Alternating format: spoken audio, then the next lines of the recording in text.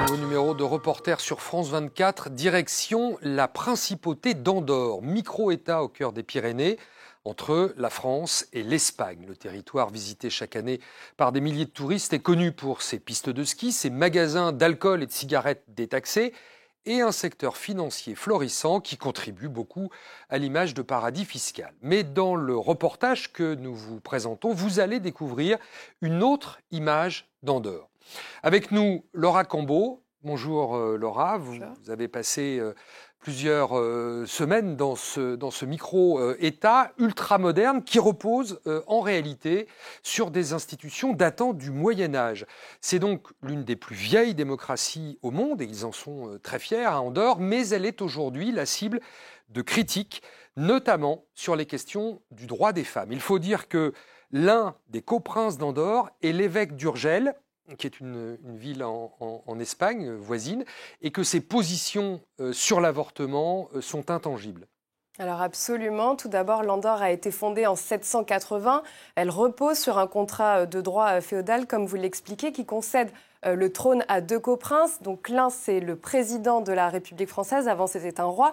Et aujourd'hui, c'est l'évêque d'Urgell qui habite donc en Catalogne et qui est soumis aux ordres du Vatican. Donc depuis, une constitution a été écrite, un parlement a été créé, un gouvernement est même nommé, mais leur rôle reste le même. En principe, ils ne doivent pas s'impliquer dans la vie politique de l'Andorre, dans les affaires courantes. Mais vous allez le voir dans ce reportage, les institutions entravent clairement les droits des femmes dans la principauté. Le reportage de Laura Cambeau et Léa Caboche.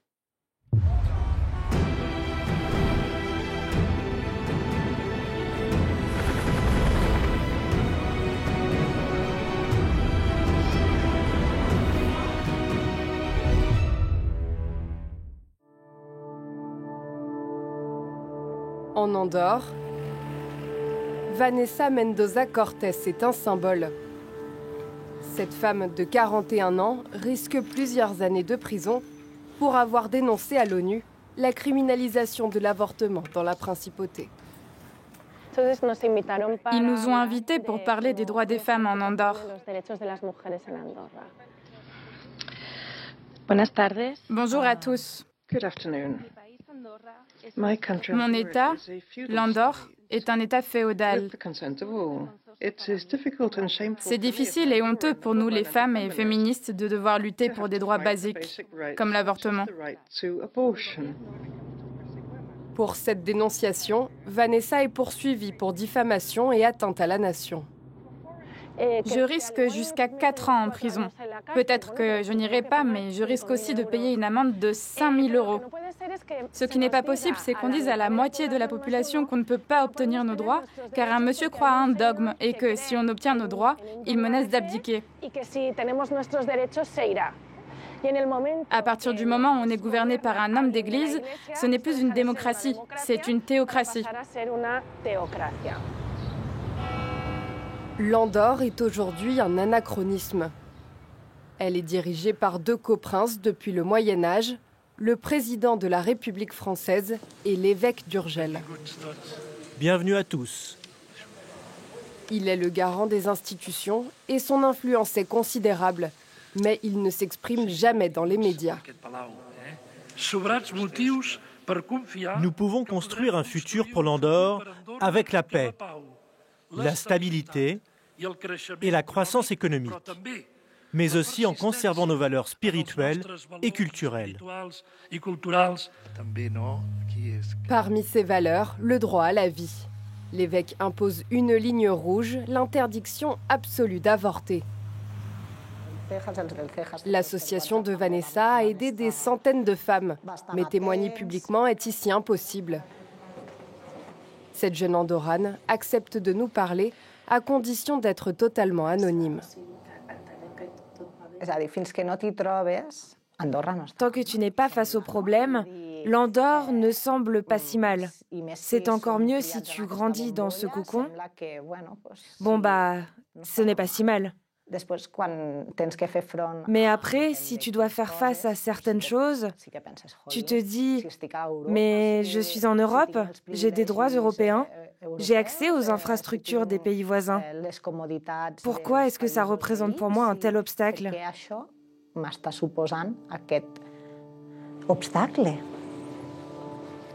En Andorre, il y a environ 70 médecins. Aucun d'eux ne peut pratiquer d'avortement légalement. Bonjour, docteur. Bonjour. Allez-y. Éric Sylvestre Dolsa est l'un des rares qui accepte de prendre position pour l'IVG. Voilà, donc dans la salle d'attente, j'ai affiché depuis environ 2017 le manifeste pour le droit à l'avortement. Plus que symbolique, ça a permis au niveau relations patient-médecin de libérer la parole. Libérer la parole, mais selon le code pénal, pratiquer un avortement reste un crime pour un médecin. Doit être puni d'une peine de prison de 3 mois à 3 ans et d'inhabilitation à exercer quelques professions sanitaires pour une période jusqu'à 5 ans. Aucune exception n'est permise, même en cas de viol ou de danger pour la vie de la mère ou de l'enfant. En cas de malformation fœtale non viable, on est obligé de continuer une grossesse, en théorie du moins, jusqu'à la mort du fœtus. Il y a 2 ans, le gouvernement d'Andorre a créé plusieurs centres d'accueil comme celui-ci. Visite avec la ministre des Affaires sociales. C'est dans cette salle. Elles viennent ici, parlent de leurs problèmes, de leurs inquiétudes, de leurs doutes. Nous sommes là pour y répondre. Une écoute qui se termine toujours de la même façon, une invitation à aller avorter ailleurs. Mais ces centres ne sont-ils pas hypocrites ? Je crois qu'il n'y a pas d'hypocrisie. C'est notre constitution, c'est notre code pénal. C'est clair, personne ne se cache. Vous êtes venus ici pour nous interviewer dans un centre où on informe les femmes des options qu'elles ont. Et elles peuvent venir en toute sécurité, en toute liberté. Mais on ne donne pas d'aide pour financer l'avortement. Sinon, il y aurait une contradiction avec la loi.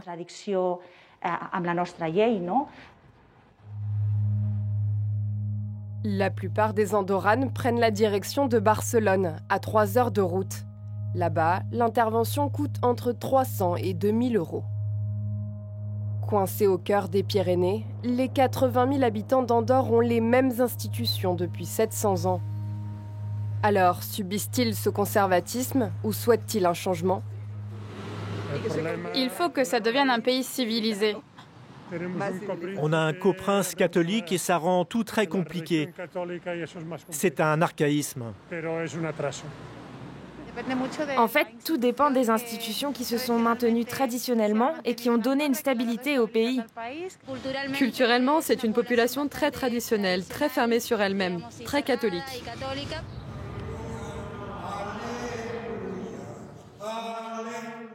Ici, 90% de la population est catholique.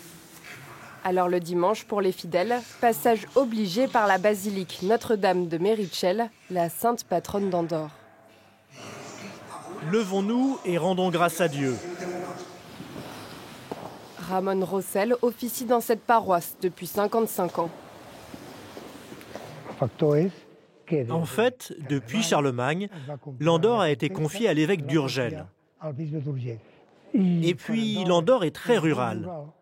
Il y a toujours les traditions de célébrer la Saint-Antoine, la Saint-Sébastien, la Saint-Vincent, etc. Donc, on est très, très chrétien. Ces traditions chrétiennes sont défendues par le Parlement, qui existe depuis 1419. Josep Pintat est un député conservateur. Il est aussi membre de l'une des 10 familles les plus influentes du pays. On va assister à une séance parlementaire, une séance de contrôle du gouvernement. Le père et le cousin de Josep Pintat ont tous les deux été premiers ministres. Dans l'hémicycle, ils ne sont que 28 députés à donner les orientations au pays. Beaucoup font aussi partie de grandes familles de politiques, d'entrepreneurs et d'actionnaires. Ce n'est pas un problème, cette concentration du pouvoir économique, politique et financier ? Je renverserai la question.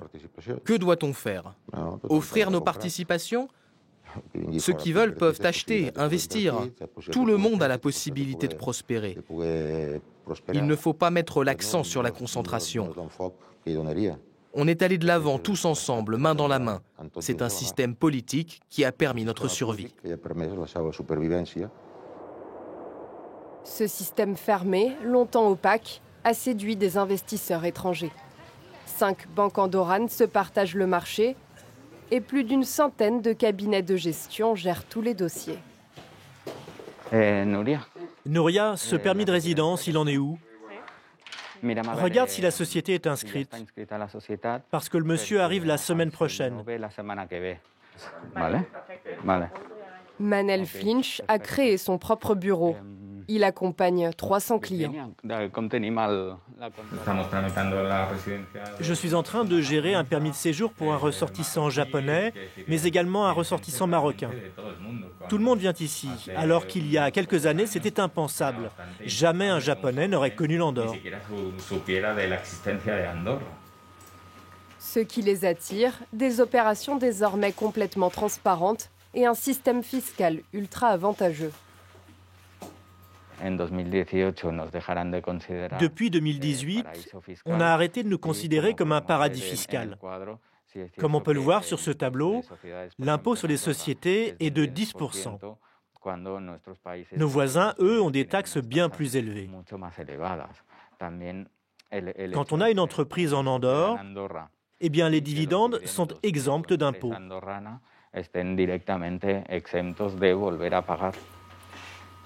L'impôt sur le revenu est aussi très bas, avec un taux maximum de 10%. Ce système extrêmement avantageux ne fait pas la joie des pays voisins, notamment l'Espagne. Miguel Ángel Mayo est inspecteur du fisc espagnol. Sa mission, vérifier que les expatriés fiscaux sont bien résidents en Andorre. On est dans un des quartiers les plus chers d'Andorre.